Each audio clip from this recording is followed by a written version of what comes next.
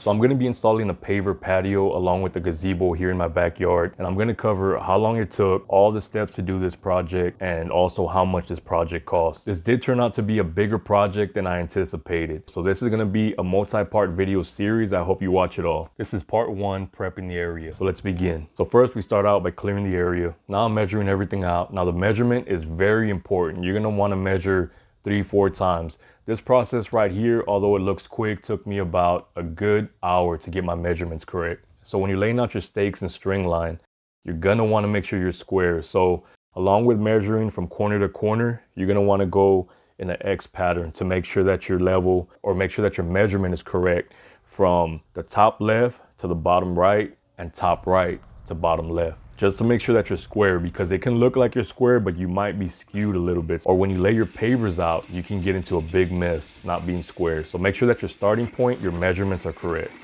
And I decided to go with a 15 by 17 patio. The pergola that I'm installing is a 13 by 15.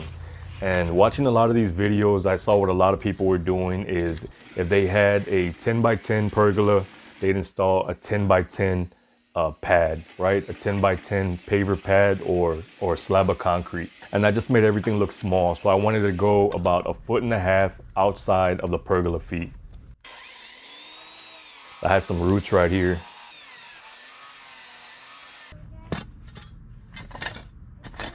And as I'm digging here, as we're getting this ready for the next step, I'm just pulling out rocks and rocks. So this right here is kind of a hidden cost, because if you are a DIYer or somebody that doesn't even have any of these tools, make sure that you have something to cut roots or branches if this comes up on your project. Now, all these costs involved might not apply to you, because you might have some of this equipment or you might have some of this material that we're going to be using. But we're just going in as if you have no material, as if you have no supplies, as if you have to buy everything new for this project. This part looks like it took less than a minute, but I was really messing with these roots for the better part of an hour.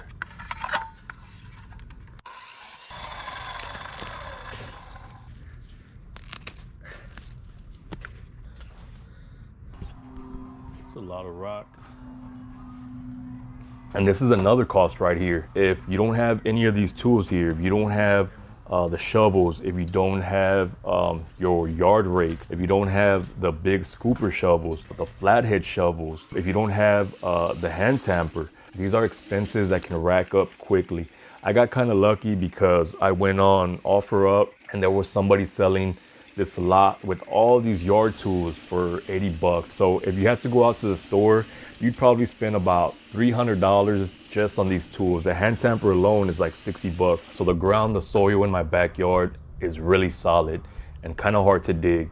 So I had to buy this tiller here, and that made the job a lot easier. It just kind of loosened up all the soil, and I can just go in with my shovel and just scrape all that soil out. So I bought this tiller specifically for this job. So I'm gonna add it to the cost of this project. So this cost me, I think it was like 120 bucks. This whole process right here with the tiller took me about a good 2 hours. So we're making some progress so far. So then I had to go in here with these electrical conduit, I think that's what they're called, and see where I was level, see where I was off. I didn't want to use PVC because PVC flexes a lot and it kind of conforms to the ground. So if you're not level somewhere, it's kind of harder to tell. These conduit pipes are a little bit more rigid, a little bit more solid, so you can kind of see where you have peaks, where you have dips, and a lot easier to work with. So I also had to buy this metal landscape edging. And the reason I needed this edging is because I'm gonna use it as a retaining wall. Now these pieces of landscape edging, I believe they cost, I think they were $19.99, somewhere around there, and I had to buy 3 of them. So that's an added cost of $60 right there. And there was a lot of this during the project, just kind of taking a breath, seeing where I'm at, seeing what I need to do next. Now this is something that I didn't do, but I would recommend. Write everything down, because I didn't write anything down. It's a lot better if you have a plan, if you have everything written out, cross everything out as you get to it. It's gonna save you a lot of time from doing what I just did and kind of just looking off in the distance and seeing what we need to do next. And this tool came in real handy. We're gonna use it a lot later. I don't even know what it's called, but it's kind of something that they use for cement, I believe. It's just kind of something to get everything leveled out.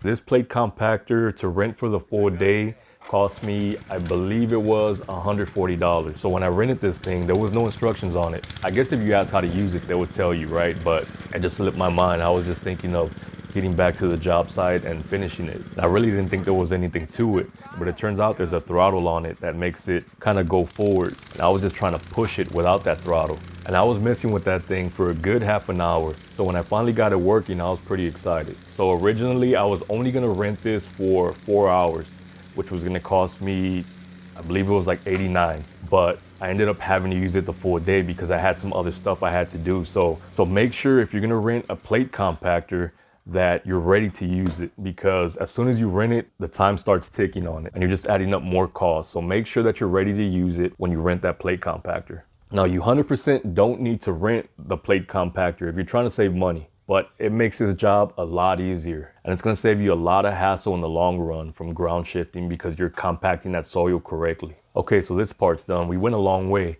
It went from looking like this, patches of grass, to this right here. Pretty good. Next step is a gravel base, and here it comes down. Now the time it took me to get this first step done, just prepping the area, took a grand total of about 10 hours.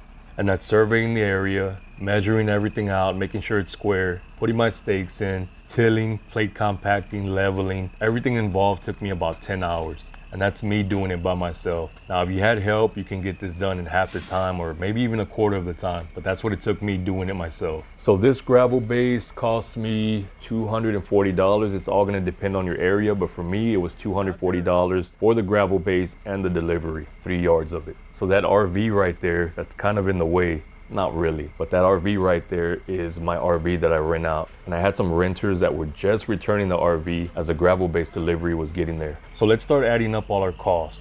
So the yard tools, $300. The tiller, $120. The conduit pipe, $30. Landscape edging, $60. Plate compactor rental, $140. The gravel base, $240. We can't forget our wheelbarrow. Now I didn't have a wheelbarrow. You might have one, but if you have to go out and get that, that's gonna run you another $100 more or less. Now I was able to find this one here for $109. There were a few cheaper ones, but they just look real cheap. So I just went ahead and went with this one here. That brings us to a grand total of $999. And that's just to prep the area. Now you can save money, borrow yard tools, borrow a tiller, borrow a plate compactor, get the hookup on gravel base. But this is really what I spent, minus the yard tools, which I got used. But budget to spend about $1,000 on this first step, just prepping the area. You don't want to under budget, always kind of over budget, or be realistic about your budget. Don't go in it thinking, well, it's going to cost $1,000, I can get it done for $300. Be realistic about your budget. On step 2, we're gonna get into some fun numbers. So that was part 1. Links in the description if you wanna help support the channel. See you in part 2. Be sure to look out for every part in this series.